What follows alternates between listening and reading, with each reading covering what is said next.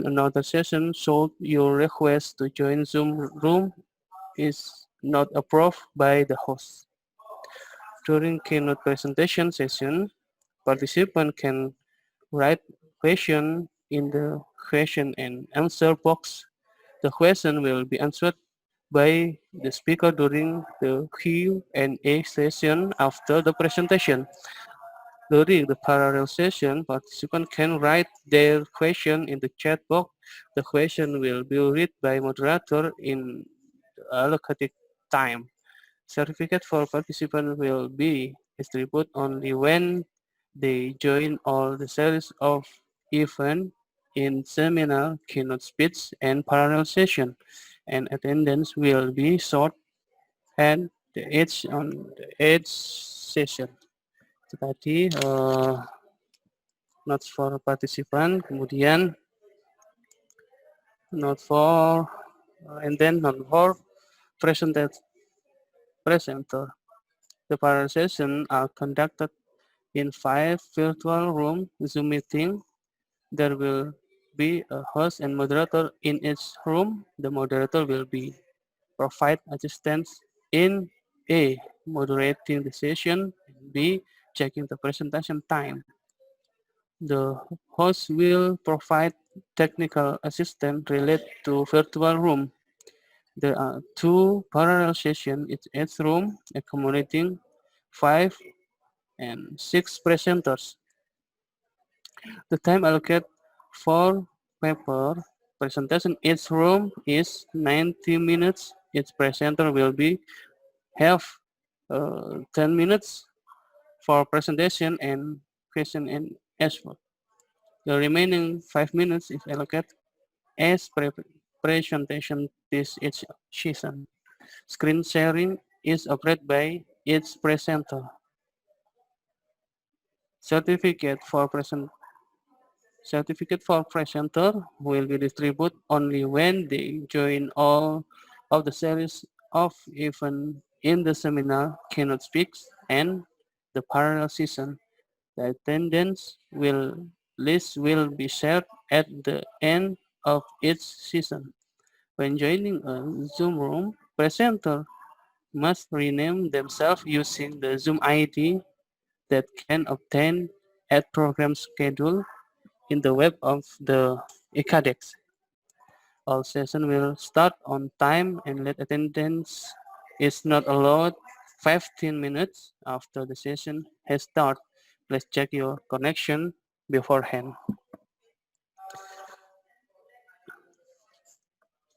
Okay, previously introduced me Yon Adi as the moderator in room 5. I will make sure all the presenters have attended. Number 1 name presentation is Ibu Dara Alim Cendekia. Apakah sudah hadir? Okay, is not attended. Number 2, Maharnani Tri Astuti. Can you hear me? Ibu Marhanani? Ibu Marhanani, can hear me? Bisa dengar saya?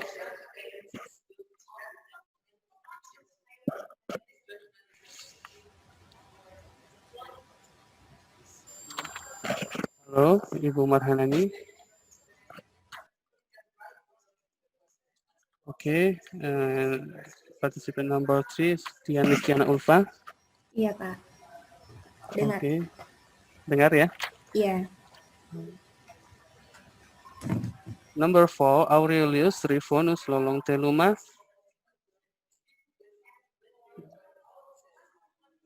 Is not alive. And Heru Dwiwaluyanto. And then Dara Alim Cendiki again. Okay, there is only 2 presenter in session 1. hanya ada 2 presenter pada sesi 1 ini, plus ada Bapak Syarif Hidayatullah yang nanti mungkin bisa harusnya jadwalnya di kedua, ya, di sesi 2. Tapi berhubung yang datang ini hanya 3 untuk presenter, maka kami persilakan nanti Bapak Syarif juga mempresentasikan di sesi 1 saja.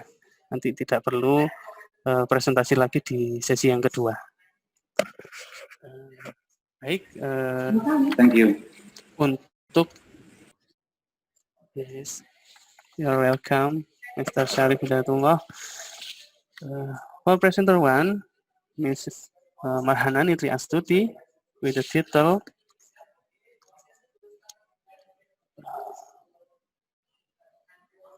Tourism Communication Strategy in Mandalika Lombok Priority Destination. Please present the research result. Hello, Bu Marhanani. Oke, halo. Baik, mungkin masih memperbaiki koneksinya. Saya switch saja. Jadi untuk presentasi pertama, Ibu Dian Listi sudah siap, Ibu Dian Listi. Iya Pak, siap. Oke, Saya coba share screen-nya dulu. Iya, waktunya 10 menit untuk presentasi dan nanti 5 menit untuk tanya jawab kalau ada pertanyaan. Iya Pak. Please enjoy, Dian Listi. Time is yours.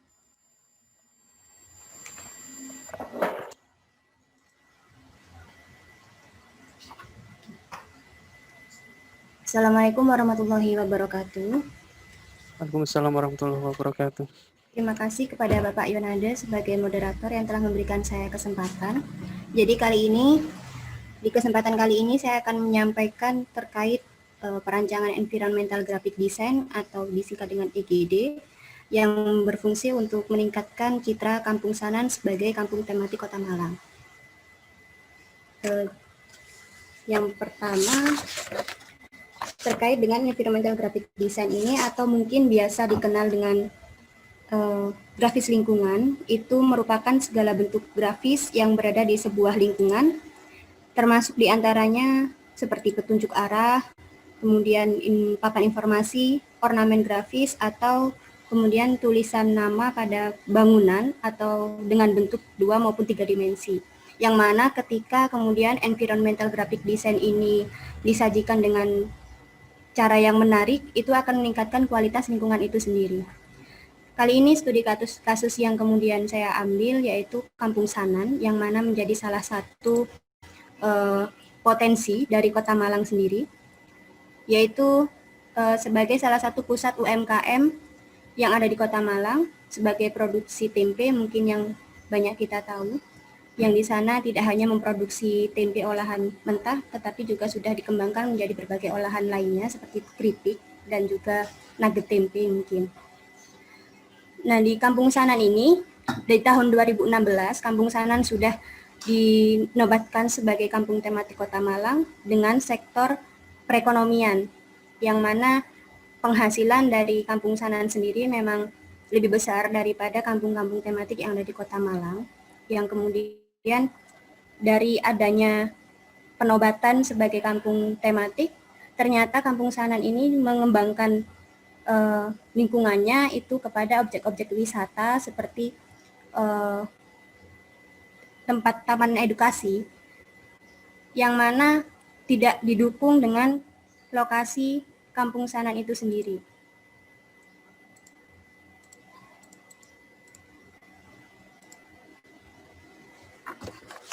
Lokasi Kampung Sanan yang kita tahu mungkin yang pernah berkunjung ke sana itu terdapat berbagai ganggang sempit yang dipaksakan kemudian di ganggang tersebut dibangun sebuah objek-objek wisata yang kemudian di sana membingungkan pengunjung ternyata, bagaimana caranya agar pengunjung ini mudah mengunjungi objek wisata tersebut. Jadi objek wisata ini terdapat di dalam gang-gang sempit, tetapi tidak terdapat petunjuk arah, sehingga menjadi studi kasus bagi pembuatan environmental graphic design ini, yang mana environmental graphic design ini menjadi solusi dari permasalahan tersebut. Untuk perancangannya saya menggunakan model perancangan Bruce Archer, yaitu terdiri dari programming, yaitu merupakan penetapan masalah secara krusial, pengumpulan data, kemudian dilanjutkan dengan pengumpulan data dengan cara wawancara, observasi, dan juga dokumentasi. Kemudian kami analisis dengan teknik SWOT, sintesis, kemudian pengembangan menjadi dari konsep menjadi tahap akhir, yaitu berupa prototype, kemudian kami buat sebuah desain. Yang mana objek wisata tersebut terdapat beberapa seperti rumah produksi yang mana fungsinya sebagai tempat berkunjung oleh pengunjung yang ingin belajar membuat keripik tempe ataupun membuat tempe mentahan. Yang di sana terdapat 5 rumah produksi, lokasinya pun terpencar-pencar dan juga masuk gang-gang sempit. Kemudian ada kampung pecinan yang ini dibangun memang sengaja untuk lokasi yang instagramable, yang saat ini orang justru berbondong-bondong memang untuk mencari tempat-tempat yang bagus untuk mengisi feed Instagramnya. Lokasinya pun juga tersembunyi, yang ini merupakan taman edukasi, taman baca. Kemudian ada lagi taman hidroponik, pondok lukis. Di sini terdapat banyak sekali lukisan-lukisan, ada juga lapangan perahu. Kemudian yang saat ini mulai banyak dikunjungi oleh baik itu masyarakat maupun pendidikan, itu adalah budidaya biogas yang ada di sana. Sebenarnya sudah terdapat beberapa media EGD di Kampung Sanan tersebut, tetapi memang kondisinya tidak efektif seperti yang ada di gambar ini. Ada EGD di Jalan Tumenggung Suryo yang tidak sejalur, yaitu size EGD yang sangat kecil dibandingkan dengan jalan yang begitu besar, sehingga tidak terlihat nampak bagi para pejalan kaki maupun para pengendara. Kemudian ada lagi EGD yang merupakan hasil kerjasama dengan bank swasta dan juga beberapa elemen pendidikan seperti dari sastra Jepang, tetapi lokasinya pun juga tidak strategis sehingga tidak berfungsi efektif, maupun EGD-EGD yang dibuat sendiri oleh para warga, tetapi size-nya juga cukup kecil, tidak terbaca. Dan juga peta. 5 menit lagi. Iya. Nah, dari penelitian tersebut kemudian kami simpulkan ada 4 perancangan, yaitu welcome sign, directional sign, identification sign, dan regulation sign sebagai solusi. Yang pertama welcome sign, kemudian dengan bentuk yang saya tampilkan di layar, kemudian ada identification sign, directional sign, regulatory sign, seperti ini. Dan juga ada media-media pendukung sebagai media promosi agar Kampung Sanan sebagai kampung tematik itu dikenal oleh masyarakat luas, seperti brosur, stiker, vertical banner yang akan dipasang di sepanjang jalan menuju Kampung Sanan, kemudian juga billboard yang akan dipasang mungkin di perbatasan Malang dan kota lainnya. Kemudian ada feed IG. Jadi kesimpulannya, kampung yang kemudian menjadi kampung tematik itu perlu adanya ciri khas dari setiap kampung, dari setiap yang dibilang sebagai kampung tematik tersebut, dan kemudian solusi tersebut mungkin bisa di desain-desain yang sudah dibuat itu bisa kemudian dikembangkan menjadi sebuah desain dengan teknologi yang terbaru saat ini. Mungkin seperti itu penyampaian dari saya. Saya kembalikan kepada Bapak Yon Ade sebagai moderator. Terima kasih. Wassalamualaikum warahmatullahi wabarakatuh. Waalaikumsalam warahmatullahi wabarakatuh. Itu tadi adalah presentasi dari Saudari Dian. Mungkin dari Bapak Ibu presenter yang lain dan peserta ada yang mau ditanyakan. Silakan, ada waktu untuk bertanya sekitar 5 menit.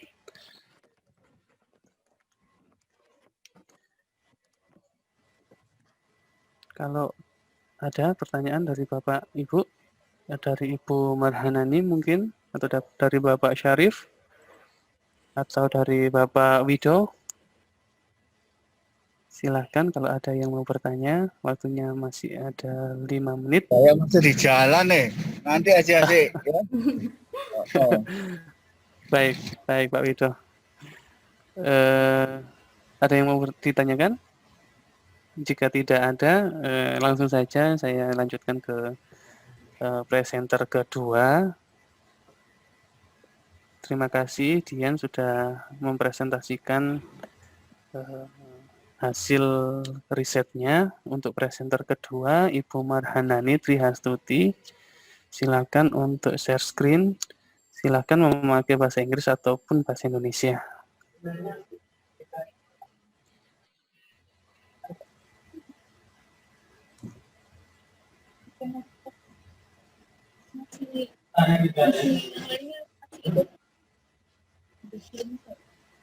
Iya, ada yang nge-share screen, coba sebentar.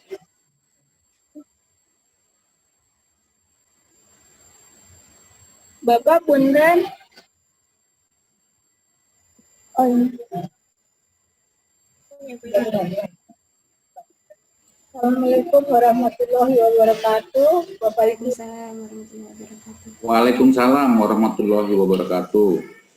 Ya, saya akan memulai presentasi ini dengan judul Tourism Communication Strategy in the Mandalika Destination Priority of Lombok, Central Lombok District, Province of West Nusa Tenggara.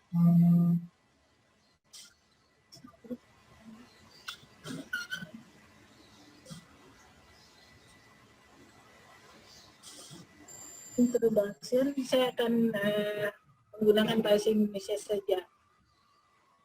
Mandalika merupakan destinasi prioritas yang saat ini sedang menjadi prioritas utama untuk destinasi wisata yang akan ditawarkan untuk wisatawan. Mengapa Mandalika ini diangkat menjadi destinasi prioritas? Karena keunikannya adalah di sana ada storytelling dari Putri Mandalika yang menarik dan merupakan suatu hasil dari legenda cerita itu. Ada satu peristiwa yang namanya Putri Nyale. Itu adalah berupa cacing, itu ada tanggal khusus dan sudah merupakan event internasional yang diangkat.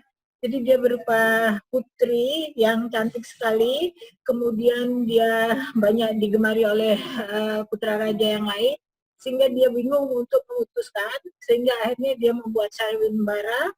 Pada akhirnya dia memutuskan kalau dia memilih salah satu putra mahkota dari salah satu kerajaan, maka akan timbul bencana. Oleh karena itu, pas kejadiannya adalah di pantai Mandalika. Kemudian putri itu tidak menentukan siapapun, dan kebetulan beliau tiba-tiba terjun ke dalam pantai, dalam air laut itu, sehingga terjadi peristiwa Nyale. Nah, itu yang diangkat yang merupakan legenda cerita dari Putri Nyale. Saat ini, biasanya acaranya itu bulan Februari dan merupakan international event yang cukup menarik bagi wisatawan mancanegara. Di samping itu, saat ini pemerintah juga melihat sudah mempersiapkan sarana prasarananya, yaitu attraction 3A, attraction, activities,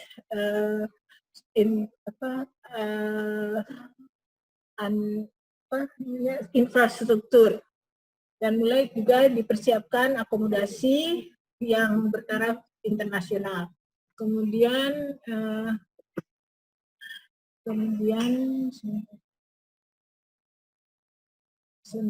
metodologi yang saya gunakan adalah metodologi deskriptif kualitatif dan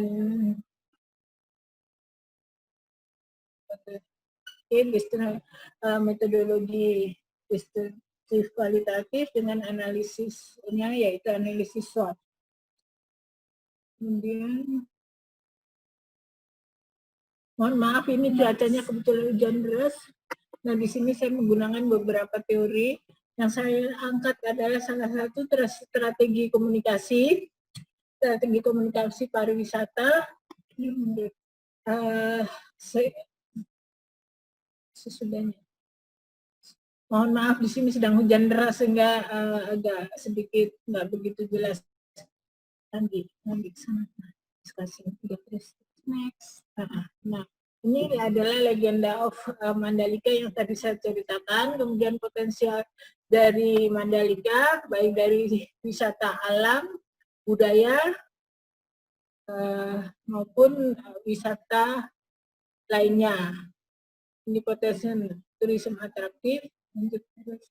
Kemudian teori komunikasi yang saya gunakan, di sini saya mengangkat bahwa mengapa saya menggunakan branding, karena ini sudah saya berpikir bahwa perlu mempromosikan dengan branding. Brandnya adalah mengenai wisata budaya, yaitu legenda dari Putri Mandalika, dan saya kaitkan komunikasi, teori komunikasi dan pemasaran.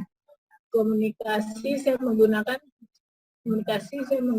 teori Kavaratsis.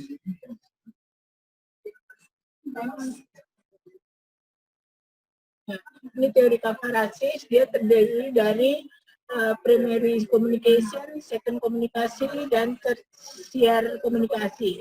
Dan primary komunikasi itu adalah dari pemerintah untuk mempromosikan, tentunya didukung oleh second communication, yaitu melibatkan unsur perencanaan. Kalau di daerah itu Bapeda, Badan Perencanaan Daerah untuk mengeluarkan dananya, dan juga Dinas Pariwisata. Dan tersier komunikasi itu adalah termasuk masyarakat, kemudian media, akademisi, nah semua dan stakeholder lainnya. Itu semua harus kerjasama dikaitkan dengan pentahelik, artinya semua komunitas sudah diajak sehingga bagaimana mempromosikannya itu dapat menjadi suatu mengangkat citra dari Mandalika itu sendiri.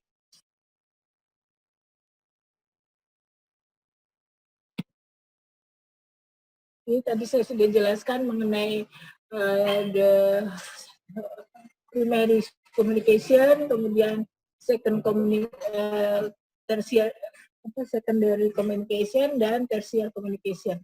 Terus ini adalah konsep dari konsep pemikiran, pengembangan dari SSA itu ada dikembangkan, terdiri kemudian mengangkat city branding. Dalam hal ini juga diangkat dengan analisis SWOT, kemudian destinasi wisata Mandalika, kemudian dilanjutkan dengan formulasi strategis Markom, yaitu dia pengembangan untuk secondary communication. Ini adalah kerjasama di destinasi mengenai perencanaan branding itu sendiri, kemudian implementasinya kaitannya dengan marketing komunikasi, itu merupakan destinasi wisata Mandalika yang akan diangkat. Di sini adalah gabungan dari primary, secondary, dan tertiary, dan didukung oleh masyarakat untuk mempromosikan destinasi wisata Mandalika. Selanjutnya, tadi penjelasannya sudah kami jelaskan. Kemudian analisis SWOT di sini internal factor. Jadi kekuatannya bahwa mempunyai maksudnya wisata alam, kemudian berbagai macam wisata alam dan atraksinya. Ini merupakan kekuatan dan tipikal dari souvenir yang sudah mereka siapkan untuk wisatawan. Kemudian accessibility-nya sudah mulai dilengkapi oleh pemerintah, dan semuanya itu merupakan juga potensi dari wisata yang akan disiapkan bagi wisatawan. Selanjutnya, internal faktor. Kelemahannya di sini adalah infrastrukturnya sekarang masih agak terbatas, kemudian masih berusaha untuk melengkapi manajemen atau optimalisasi manajemen. Public service are not easy obtained. Jadi belum dilengkapi sepenuhnya, antara lain untuk bank, money changer, dan fasilitas klinik. Kemudian kadangkala di sana itu kita tidak hanya satu pantai, beberapa pantai, dan kadangkala harus dilengkapi dengan sarana perahu motor atau boat safety is still low. Kadangkala juga keamanan di dalam boat itu masih kurang. Itu adalah kelemahan yang harus diangkat. Kemudian external factor, gain opportunity-nya, the potential of jadi potensi dari wisata di Mandalika Lombok itu, kemudian penerbangan sudah banyak internasional, antara lain ke Australia dan Singapura. Kemudian local government-nya mensupport sepenuhnya, dan opportunity-nya untuk foreign dan domestik diupayakan untuk bisa mudah. Kemudian tantangannya, tourism activities, tourism aktivitas dari pariwisata, terutama wisata baharinya, kadangkala ada beberapa bisa menimbulkan rusaknya terumbu karang. Kemudian risiko dari boat yang belum dilengkapi dengan safety yang optimal, sehingga menghasilkan strategi SO, strength opportunity, untuk promotion dengan eksibisi dan brosur, bisa kerjasama dengan airport. Kemudian kekuatannya dari branding. Lombok saat ini merupakan destinasi prioritas yang ditetapkan oleh pemerintah. Di samping Lombok ada juga dua lainnya, Danau Toba, Lombok, dan Labuan Bajo. 2 menit lagi, Bu. Berapa menit? 5 menit. 2 Oke. menit lagi. 2 menit lagi. Ya. Ini jadi kesimpulannya bahwa the tourism communication strategi jadi dapat digunakan strategi yang digunakan adalah komunikasi pariwisata yang terdiri dari primary communication, secondary communication, dan tertiary communication. Semuanya bisa berjalan kalau saling bekerja sama, juga menggandeng stakeholder yang ada, antara lain komunitas, PHRI, Persatuan Hotel Restoran Indonesia, pemerintah daerah, akademisi, kemudian praktisi, kemudian wartawan dan masyarakat. Itu antara lain kesimpulan yang kami sebutkan. Terima kasih atas perhatiannya. Wassalamualaikum warahmatullahi wabarakatuh. Waalaikumsalam warahmatullahi wabarakatuh. Terima kasih Ibu Marhanani Triastuti. Untuk sesi tanya jawab bisa diutarakan sekarang jika ada pertanyaan. Ibu Marhanani ini dari mana asalnya? Ya, saya dinasnya di Kementerian Pariwisata dan Ekonomi Kreatif, Pak. Saya sebagai peneliti. Ya, di Jakarta, Bu, ya? Ya, di Jakarta. Oke. Mungkin ada yang mau ditanyakan dari presentasi dari Ibu Marhanani tadi? Silakan. Atau langsung saja kita next ke presenter selanjutnya jika tidak ada pertanyaan.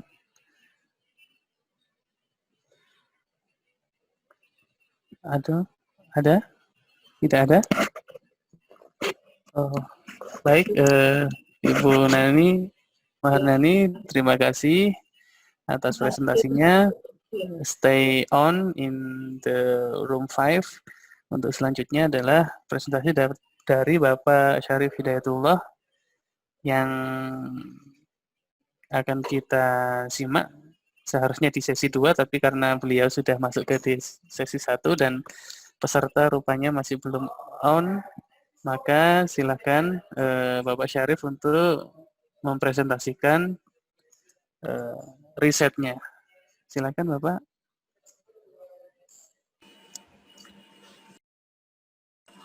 Oke, terima kasih. Assalamualaikum warahmatullahi wabarakatuh.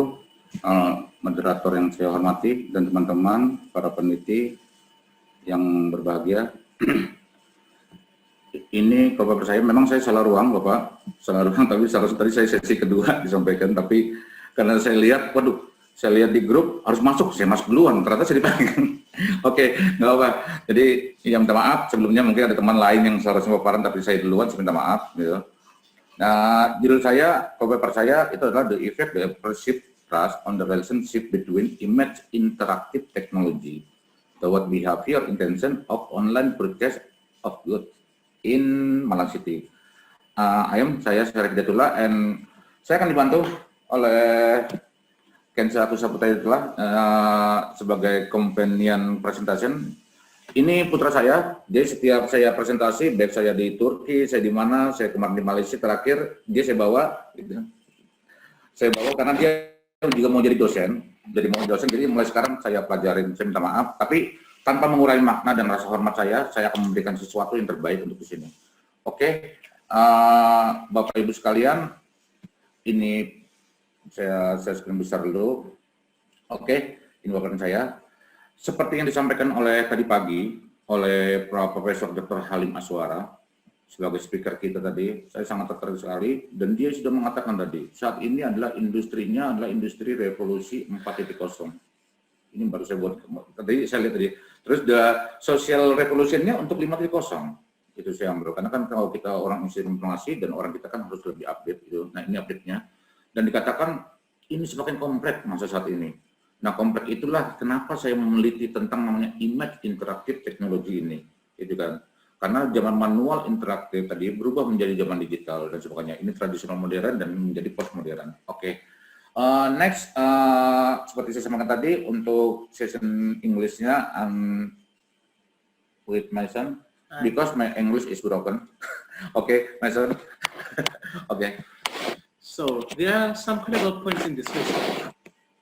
Point number 1 is that technological developments are increasingly sophisticated. Point number 2, the potential of digital economy through the e-commerce business is getting better. Point number 3, there are many factors that needs to be considered in selling online using internet media.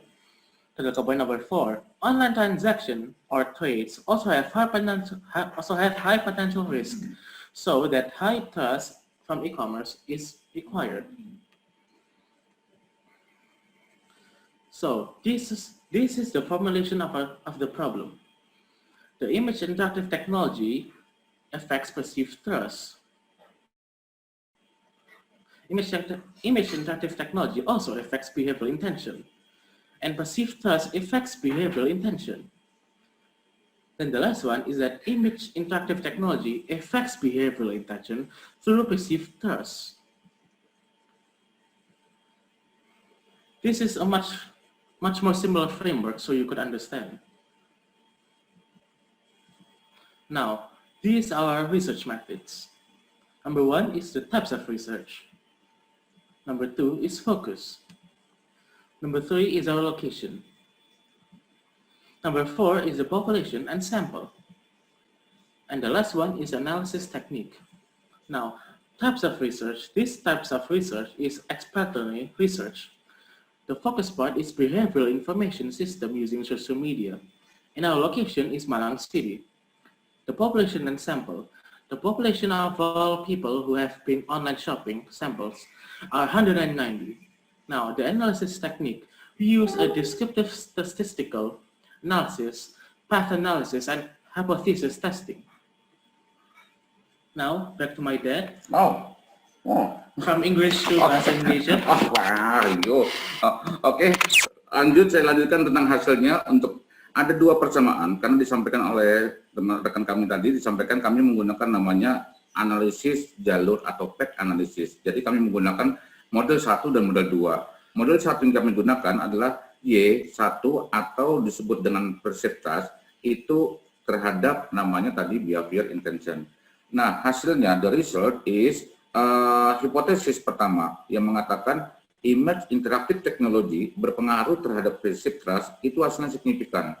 Karena dilihat dari probabilitasnya itu adalah 0,05.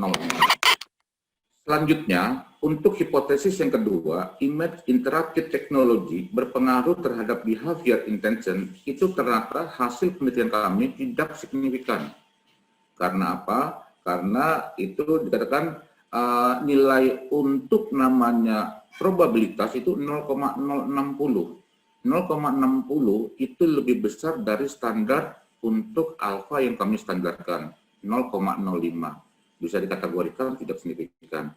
Selanjutnya untuk perceived trust terhadap atau pengaruhnya terhadap behavior intention itu signifikan karena probabilitasnya adalah 0,00. Nah, penelitian kami uniknya itu adalah pengantian melalui variable moderating. Nah, moderatingnya untuk image interactive technology hubungannya terhadap behavior intention melalui perceived trust itu ternyata hasilnya adalah signifikan. Kenapa hasilnya signifikan? Dilihat dari pengaruh tidak langsung itu nilainya 0,478 dibandingkan sama pengaruh langsung yang ada warna merah itu. Jadi pengaruh langsungnya adalah image interactive technology terhadap behavior intention. Kalau pengaruh tidak langsungnya, image interactive technology terhadap behavior intention melalui perceived trust. Nah, hasilnya adalah signifikan. Bapak Ibu sekalian, demikian paparan kami singkat aja. Terima kasih atas perhatiannya, mohon maaf atas kekurangannya. Saya Syarif Hidayatullah dan ini adalah Muhammad Kensyah Putra Hidayatullah. Sampai ketemu lagi.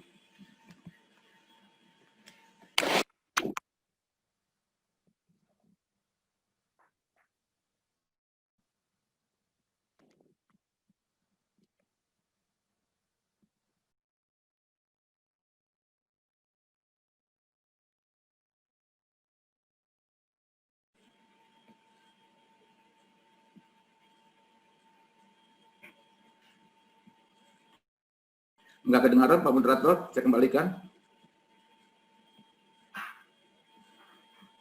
Screenshot-nya mati, sudah mati.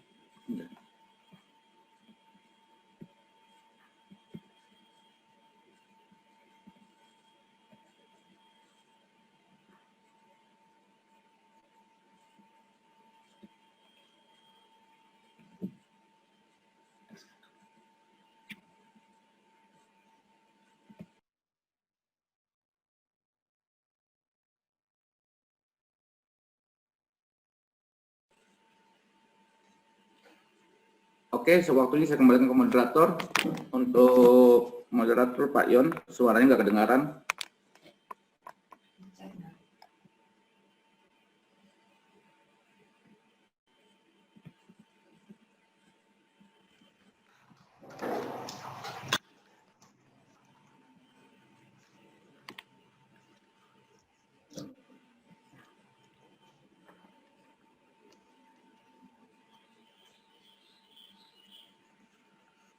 Halo, Mr. Hidayatullah, sudah terdengar? Oke, Halo? sudah sekarang. Sudah? Oke. Baik. Oke. Baik. Terima kasih. Thank you for Hidayatullah family for the presentation. Untuk pertanyaan, silahkan ditulis di chat kalau ada pertanyaan. Mungkin Bapak Ibu ada yang mau ditanyakan.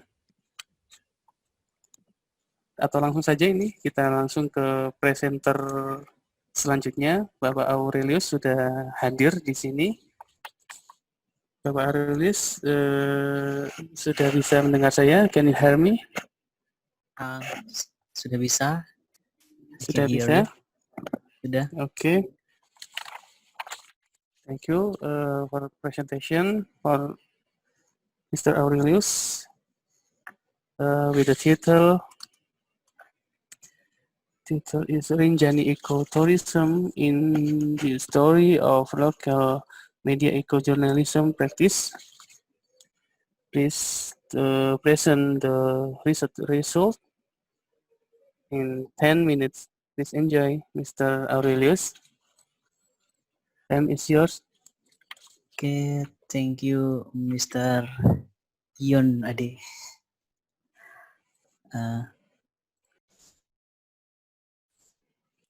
Can Okay, present in English or in Indonesian? maybe I present in Indonesian maybe. Okay. But my slide is in English. Oke. Selamat sore, sudah sore di Indonesia Tengah. Bapak Ibu, terima kasih kepada moderator yang sudah memperkenankan saya untuk presentasi. Mungkin saya terlambat juga masuk ke room, jadi connect-nya agak susah ya. Saya mau mempresentasikan ini riset baru tahap pertama dari satu riset yang kami beri judul Rinjani Ecotourism in the Story of Local Media Eco-Journalism Practice. Saya Aurelius dari Program Studi Ilmu Komunikasi Universitas Mataram bersama 3 teman. Kami karena konsen ke jurnalistik, maka mempresentasikan topik ini. Sebagai latar belakang, mungkin sudah tidak asing untuk warga Indonesia gitu ya, kalau Lombok menjadi salah satu destinasi wisata unggulan, tetapi kalau yang dikenal keluar itu dengan spot-spot unggulan, objek wisata unggulan, mulai dari Tiga Gili, kemudian Gunung Rinjani, dan sekarang Kuta Mandalika yang sebentar lagi punya sirkuit MotoGP gitu ya. Tetapi sebenarnya 3 titik itu adalah apa ya, trivial. Jadi, dan trivial itu bukan hanya dalam arti 3 titik, 3 spot penting, tetapi sebenarnya itu adalah 3 titik pertarungan. Kalau dalam kajian ini ilmu sosial, itu 3 titik wacana yang berbeda, yang bukan hanya berada bersama mereka sebagai fakta, tetapi ya itu also competition gitu ya. Ini berkaitan dengan kompetisi antar ciri dari 3 titik ini, 3 titik pariwisata ini, tapi juga wacana di baliknya dan kepentingan di baliknya. Setidaknya secara kasat mata terlihat kalau Tiga Gili itu identik dengan itu destinasi wisata untuk liburan, untuk bersantai, bersenang-senang. Itu pantai, daerah untuk hura-hura, melepaskan segala kepenatan di situ. Datang untuk berlibur dan menikmati alam terbuka, laut, pantai, dan snorkeling, menikmati hingar-bingar, sibuk di pulau kecil, jauh dari pusat keramaian yang lain yang ramai hanya di pulau itu saja. Kemudian berikut adalah Gunung Rinjani yang sekarang sudah sejak tahun 2000 berapa ya, diperjuangkan terakhir yang 2016 sudah dengan sertifikatnya untuk menjadi geopark. Dan di Gunung Rinjani ini juga ada sejumlah desa selain yang terkenal. Kalau di selatan ada desa untuk Sade dan Ende ya. Tapi sekarang yang dekat dengan pendekatan kulturalnya yang mungkin katakanlah mewakili ekoturism di Lombok itu di Desa Bayan dan sekitarnya di lereng Gunung Rinjani. Jadi selain pendakian tetapi juga ada desa-desa pariwisata, desa-desa wisata, desa-desa asli, desa-desa tradisional. Salah satu yang paling terkenal adalah Desa Bayan. Itu terkenal ya sebagai ekoturism, sebagai wisata budaya, religi di sana. Sedangkan satu lagi yang tadi sudah saya sebutkan, Mandalika, itu sport tourism dan mungkin akan menjadi industri kelas atas yang mungkin eksklusif gitu ya. Jadi akan berbeda nuansanya tapi juga kepentingan dan diskursusnya, ciri-cirinya. Nah, Ini 3 titik, 3 diskursus, 3 ruang yang berkompetisi yang membentuk dunia turisme di Lombok dan di Nusa Tenggara Barat dan mungkin di Indonesia.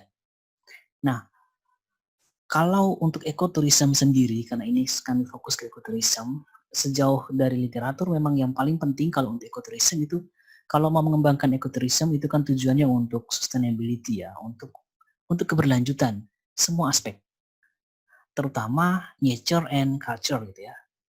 Tetapi dibalik kalau mau mengembangkan nature and culture supaya bukan hanya mendatangkan uang wisata yang dikunjung, tapi juga untuk lestari, yang paling penting itu adalah story, narration.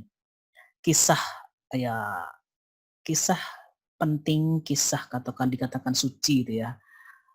Di balik tradisi, budaya, praktik, arsitektur rumah, dan kemudian alam, gunung, pohon, air terjun, dan semua yang ada di alam, cerita di baliknya itu harus terjaga, tetap diceritakan, diakui, diterima, dihormati minimal, dan juga kalau sampai ke untuk masyarakat lokal itu diyakini, dipercaya. Kalau sampai di level itu baru kita mengharapkan ekoturism untuk sustainability itu tercapai. Dan dari perspektif komunikasi, media baik lokal, nasional, global, kemudian baik yang media massa konvensional pada umumnya, mainstream maupun media sosial, ya mengambil peran di sini di bagian bagaimana narasi, story tentang culture and nature di tempat yang menjadi destinasi wisata ekoturism ini itu masih terjaga, bertahan, dan kemudian masih dihormati. Itulah yang mendorong kami untuk mencari tahu kira-kira setidaknya mulai dari media-media lokal bagaimana memframing, bagaimana membangun narasi, menjaga tentang ekoturism di Rinjani ini. Ini hanya beberapa konsep ekoturism, setidaknya ini bersamaan conservation, communities, and sustainable travel itu berjalan bersamaan sebisa mungkin lingkungan fisik, sosial, dan segala macam itu terjaga, impact-nya itu tetap positif, kemudian membangun kesadaran untuk kelestarian lingkungan dan juga untuk budaya, terutama budaya lokal, hormat kepada budaya lokal itu tetap jaga, kemudian juga ya Pak, pengunjung yang datang merasakan sebagai pengalaman bukan hanya positif dalam arti bahwa mereka senang, suka dengan apa yang mereka lihat, mereka alam, tetapi juga nilainya mereka dapatkan. Karena sebenarnya ekoturism harus sampai pada tataran nilai, kedalaman gitu yang paling penting. Nah, sedangkan kalau di dalam ini kajian jurnalistik, setidaknya ekojurnalisme itu bisa menjadi pendukung terwujudnya ekoturism ini. Nah, ada 3 level yang harus dilihat dan kami baru mengambil level yang pertama. Pertama konten, ya kalau yang saya presentasikan hari ini di makalah itu yang di abstrak itu adalah tentang framing dalam konten-konten media lokal. Setidaknya. Kemudian yang penting adalah manajemen medianya, dan kemudian yang penting lagi tahap berikutnya adalah di political and economic context. Jadi soal regulasi, ekonomi, politik, kebijakan nasional, internasional, dan terutama daerah berkaitan dengan pariwisata, khususnya ekoturism, karena itu akan mempengaruhi bagaimana media memberitakan, mengambil isu untuk diangkat, dan kemudian tertulis atau tervisualisasi atau disiarkan dengan cara seperti apa, dengan bentuk seperti apa. Nah, untuk saat ini kami mengambil di konten dengan asumsi ya di balik konten itu ada realitas simbolik yang terwakili. Nah, 2 minutes left. Oke. Ini metode framing. Oke, 2 menit lagi. Oke, terima kasih moderator. Ini metode kami memakai Robert ini tapi adaptasi karena ruang lingkup yang berbeda, konteks yang berbeda, karena ini media sosial dan media massa yang sudah punya web dan akun sosial. Setidaknya ada 3 media besar ini yang kami ambil, Suara NTB, Lombok Post, dan Geek News Today. Kemudian ada sosial media jurnalisme, jadi ada Insight Lombok, dan Insight Lombok itu akun Instagram yang punya ratusan ribu follower, dan setiap hari tugas mereka mengambil peran seperti media massa gitu, yang memberitakan dengan grafis dan dengan kalimat, dengan caption, tetapi juga dengan komentar, dengan bentuk media jurnalisme warga. Apa yang kami dapatkan sejauh ini, kalau memakai frame-nya Enman, di media sampai dengan saat ini sejauh yang kami ambil sekitar 3 bulan, pertama, ekoturism Rinjani itu masih dilihat seperti industri pariwisata pada umumnya. Ekoturism itu hanya label ya. Kalau di media kita melihat baik grafis, gambar yang diambil, kalimat, bahkan kata-kata kunci yang diambil masih sama saja dengan memberitakan Mandalika, memberitakan di Tiga Gili. Kemudian untuk interpretation berkaitan dengan penyebab ya, jumlah kunjungan itu masih menjadi parameter indikator utama pengembangan. Kemudian untuk moral evaluation ya, soal komodifikasi kultur dan nature itu ya ditoleransi, masih itu seperti sesuatu yang biasa. Jadi 1 menit lagi. menguangkan itu biasa saja gitu ya. Makanya semuanya kalau bisa dikomodifikasi, yaitu sesuatu yang ditoleransi, padahal tujuannya untuk pelestarian. Kemudian untuk rekomendasi ya, let's grow as tourism industry as Asia. Jadi ya berkembanglah seperti apa adanya, seperti industri pariwisata pada umumnya. Itu yang ada di konten media.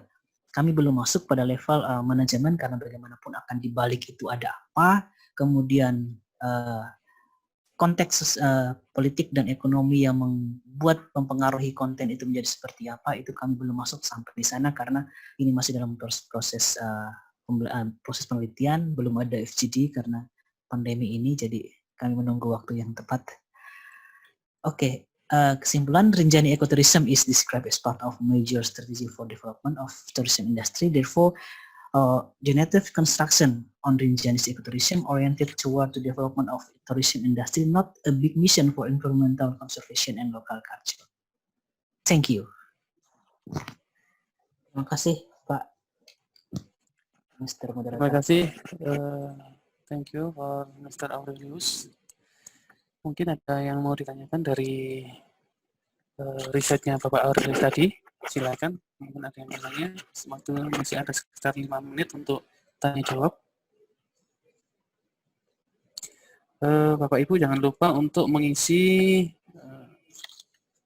presensi ada di chat ya. Silakan dibuka chatnya. Silakan mengisi presensi. Kemudian untuk sesi yang kedua nanti silakan hadir lagi karena masih ada presensi di sesi kedua. Meskipun tidak mempresentasikan lagi, tapi tetap harus hadir di room yang kedua. Itu silakan, ada yang mau ditanyakan? Tidak ada? Jangan lupa untuk mengisi presensi. Alright, all presenter have present their research result. Hopefully we get knowledge and insight from this presentation. I, Yon Adi as moderator, apologize if there is word or language error because English is my not native language. Thank you. Please be open you. You can leave this room and bye-bye. Assalamualaikum warahmatullahi wabarakatuh. Waalaikumsalam warahmatullahi wabarakatuh. Jangan lupa mengisi presensinya.